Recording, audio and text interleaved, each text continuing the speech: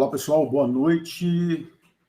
Obrigado pela visualização, obrigado pela presença, obrigado a todos pela oportunidade. Meu nome é o Anderson, estarei aqui hoje conversando com vocês um pouco numa palestra de 25 minutos, é o tempo que nós temos aí hoje, sobre a parte de computação evolutiva empregada na potencialização de geradores para energia eólica. É um tema muito profundo, tá? Assim, que envolve muita informação, mas eu vou tentar passar aqui para vocês uma informação de forma geral para que todos possam conhecer essas técnicas de computação evolutiva, como que elas podem contribuir com várias áreas da ciência e da tecnologia, e principalmente nessa área que eu vou estar apresentando aqui hoje, na parte de geração de energia eólica, que faz parte aí do quadro de energias alternativas e renováveis, né, para que a gente tenha uma produção de energia elétrica mais sustentável, ok?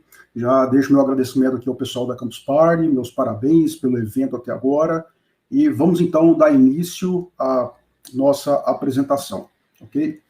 Então, em relação à computação evolutiva, né, nós podemos classificar a computação evolutiva como sendo um conjunto de técnicas, né, para a gente poder executar alguns processos computacionais para atingir um objetivo, certo? Eu vou estar mostrando isso para vocês ao longo dessa apresentação, seguindo esse cronograma aqui, dessa introdução, para explicar para vocês como que essa área que é tão semelhante à biologia se envolve com a parte da programação e pode contribuir com algum sistema de qualquer natureza, tá? E passamos aí pela parte de geração eólica e apresentamos a computação evolutiva nos principais aspectos que envolvem ali, que é a modelagem ou identificação de sistemas, as partes de simulação e otimização, e a gente vai para as discussões finais, inclusive vou deixar para vocês aí um desafio no final, ok? Bom, conforme eu falei antes, né, aqui na introdução, a computação evolutiva, ela é chamada dessa forma porque as técnicas computacionais envolvidas, elas se assemelham bastante com a evolução natural. Então, quando a gente fala computação evolutiva, na verdade é um conjunto de várias técnicas, né, que são implementadas computacionalmente. Acredito que na própria mídia e até mesmo na comunidade científica, dentre essas várias técnicas que integram a computação evolutiva, acredito que o algoritmo genético é o que mais se sobressai, vamos dizer assim, né? Acho que, de alguma forma ou de outra, alguém já pode ter ouvido falar nesse termo de algoritmo genético, né? Então, quem é da parte de programação, quem é da parte de exatas, normalmente conhece a parte de programação e ouve falar em algoritmo genético, parece que são duas coisas que não casam bem, porque o algoritmo é lá da parte de programação e o genético é lá da parte da biologia, mas são duas coisas que, nesse aspecto, eles têm muita semelhança, né? E quando a gente aplica a computação evolutiva em algum sistema, de qualquer área, seja um sistema econômico, financeiro, biológico, elétrico, mecânico, de qualquer área da tecnologia, nós podemos atingir alguns objetivos dentro de 3 campos principais. Esses campos envolvem, no caso, a parte de otimização, onde nós queremos saber quais são os parâmetros de entrada de um sistema que possa nos dar uma saída específica, né? Por exemplo, a gente pode querer uma saída específica para um sistema econômico de uma empresa, né? Então, às vezes, você quer, muitas vezes, minimizar uma função ou maximizar uma função, né? Então, numa empresa, eu quero, às vezes, maximizar o lucro ou minimizar a perda de materiais, minimizar a quantidade de horas necessárias para produzir um determinado produto, e o algoritmo genético e as demais ferramentas da computação evolutiva podem contribuir positivamente para encontrar esses parâmetros de entrada que nos dê a saída que nós queremos. Em relação à parte de modelagem, que é essa outra figurinha aqui, nós podemos também, a partir de dados já conhecidos, tanto de entrada quanto de saída, descrever matematicamente ou computacionalmente um modelo do sistema, certo? Então, a gente pode ter dados empíricos e, a partir deles, então, descrever um modelo que representa esse sistema. Podemos também trabalhar com a parte de simulação, que uma vez que nós já temos o conhecimento do modelo, seja matemático ou computacional, a partir de variáveis de entrada, nós conseguimos determinar ou prever qual será a saída do sistema. Tá? Então, a computação evolutiva, ela contribui positivamente com esses três aspectos aí da otimização, da modelagem e da simulação, certo? Agora, quando a gente fala nessa parte de otimização, o que a gente quer fazer, às vezes, é encontrar o máximo ou o mínimo de uma função. Né? Então, quando a gente relaciona o algoritmo genético, né? Então, quando a gente fala que o algoritmo genético ele se assemelha bastante com a reprodução natural na biologia, onde nós temos ali pais que se reproduzem, e na reprodução nós temos ali o cruzamento, a mutação, e aí isso gera novos indivíduos, né? A gente chama de algoritmo genético justamente porque o algoritmo, ou seja, o modelo computacional, se assemelha bastante com esse processo. Então, daí o nome algoritmo genético, né? Então, na verdade, o que a gente quer encontrar com o algoritmo genético é justamente quais são aquelas soluções que, a partir de vários cruzamentos e várias mutações, podem nos dar uma solução que contribui positivamente com o nosso sistema. Então, por isso que é chamado algoritmo genético. Só que, a partir disso, nós temos sempre uma função, que é uma das mais importantes do processo, chamada de função de avaliação. É aquela função que vai avaliar se cada um dos indivíduos está apto ou não para atender o sistema. E quando a gente fala em indivíduos, é justamente o parâmetro de entrada que pode contribuir com a saída. No exemplo que eu dei anteriormente sobre um comércio, por exemplo, para a gente poder maximizar o lucro, eu quero saber ali na entrada qual é a quantidade de funcionários, qual é o tempo de produção, qual é a matéria-prima, ou seja, eu tenho várias variáveis de entrada que às vezes possa existir um equilíbrio entre elas que vai contribuir com o máximo lucro. E às vezes encontrar o equilíbrio entre elas não é possível de se obter com uma expressão analítica. A gente acaba encontrando através de um algoritmo como o algoritmo genético. Às vezes a dúvida que pode surgir nesse momento, para quem é da área de exatas, é justamente se os métodos numéricos não podem fazer esse trabalho, né? Ou seja, lá no cálculo numérico, quando a gente estuda lá vários métodos numéricos, como o método de Newton e todos os métodos adjacentes, se eles não podem fazer esse processo. No caso dos métodos numéricos, eles são métodos determinísticos. Se a gente executar eles 100 vezes, durante as 100 vezes a gente vai ter sempre os mesmos resultados, considerando sempre o mesmo ponto de partida, porque ele é um método determinístico. O algoritmo genético, ele é um método heurístico. Vocês vão perceber, inclusive, no desafio que eu vou deixar ao final, se você executar ele diferentes vezes, né, várias vezes diferentes ali, você vai ver que o resultado nem sempre é o mesmo, né, porque entra a questão da probabilidade, assim como acontece na reprodução dos seres vivos, certo? Então, o algoritmo genético, normalmente, o pessoal costuma representar muito na forma de fluxograma. Eu vou tentar colocar aqui o fluxograma acompanhado de alguns desenhos, mas, por exemplo, nós começamos ali com uma população inicial, que no caso seria um conjunto de dados de entrada que vão poder contribuir com o seu sistema.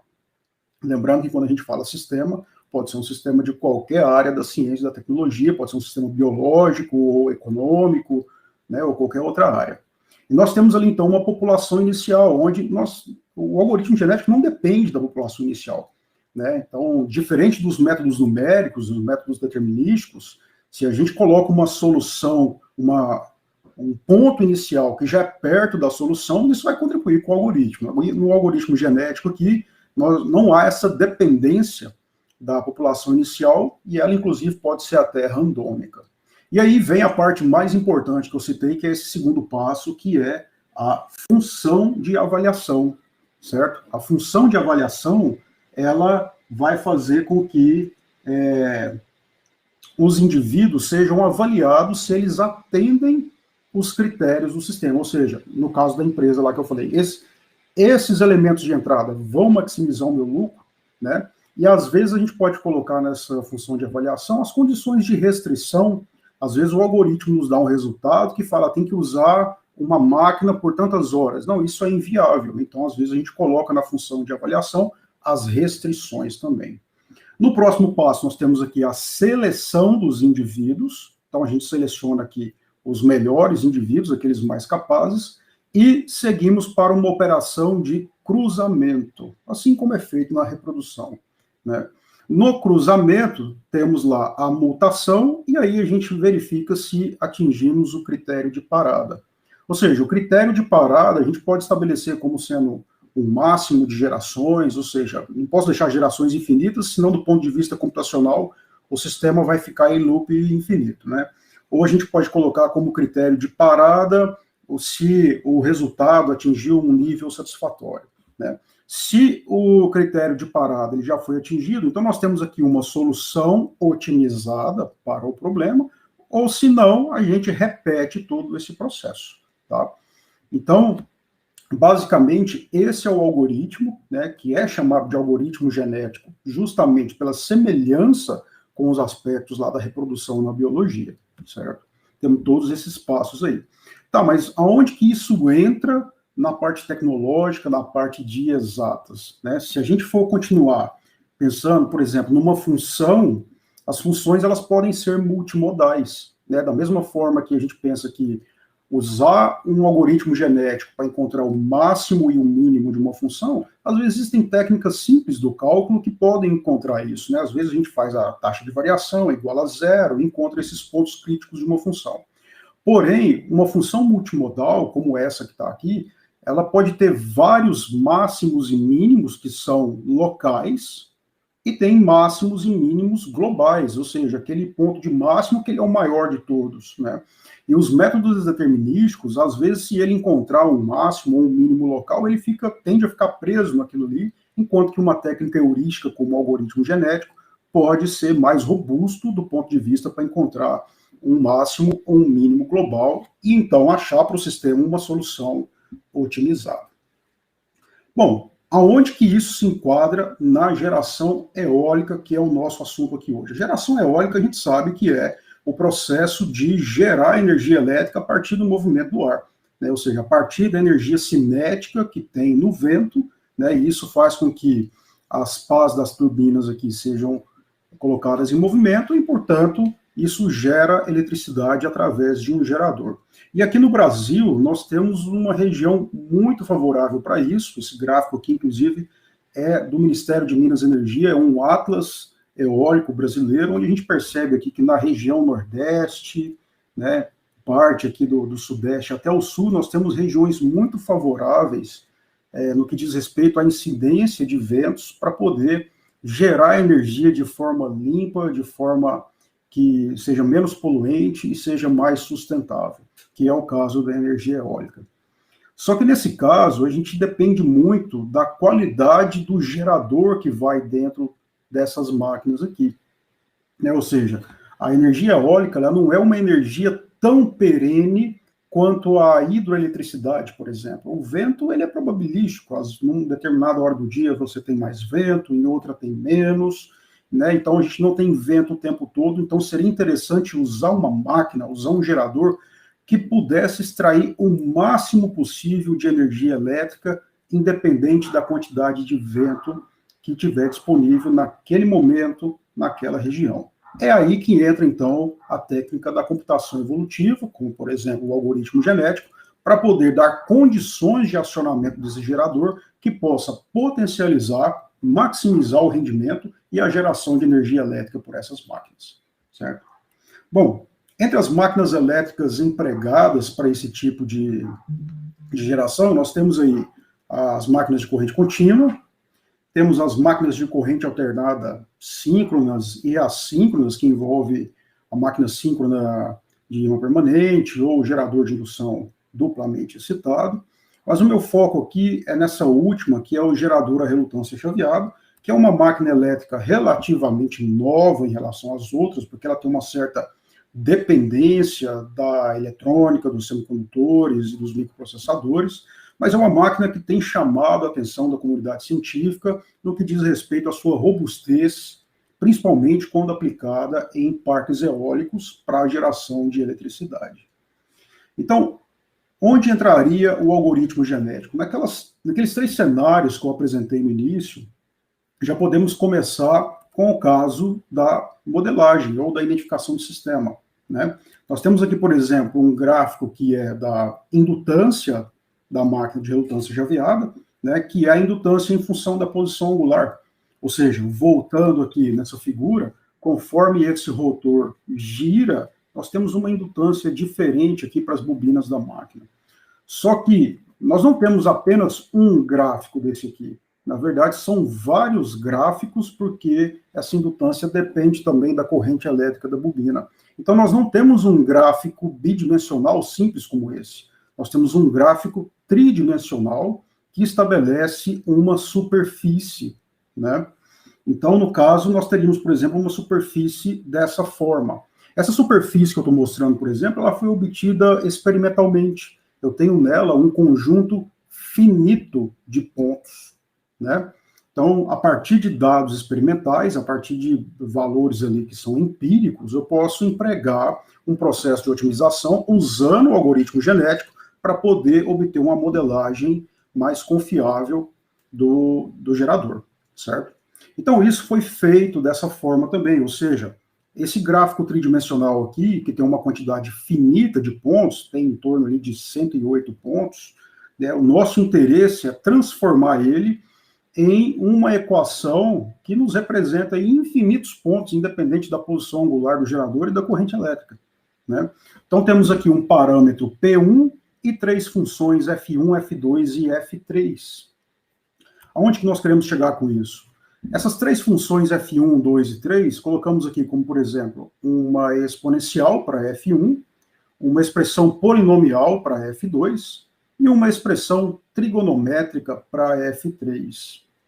Então, nós temos aqui desde o parâmetro constante P1 até o parâmetro P34, que são os indivíduos das populações do algoritmo genético que eu quero encontrar para poder determinar uma equação da superfície que represente um determinado gerador que vai ser aplicado na energia eólica, certo?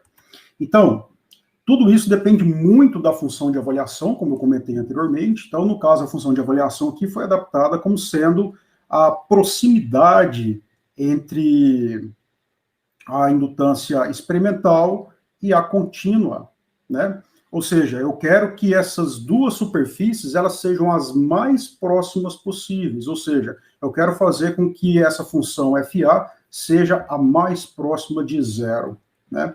Então, empregando um algoritmo, por exemplo, com essas características, por exemplo, 20 indivíduos, máximos de 100 gerações, que é o critério de parada que eu mostrei antes, né? Ter lá a seleção por torneio, a mutação uniforme, né? Isso faz com que nós possamos encontrar aqueles 34 parâmetros, né? E os 34 parâmetros faz com que as 3 funções F1, F2 e F3 tenham esse formato. E qual que é o resultado? Né? O resultado é justamente isso, a gente obter uma superfície contínua, ou seja, com infinitos pontos, que tem uma divergência de 0,11% dos dados empíricos que foram obtidos experimentalmente.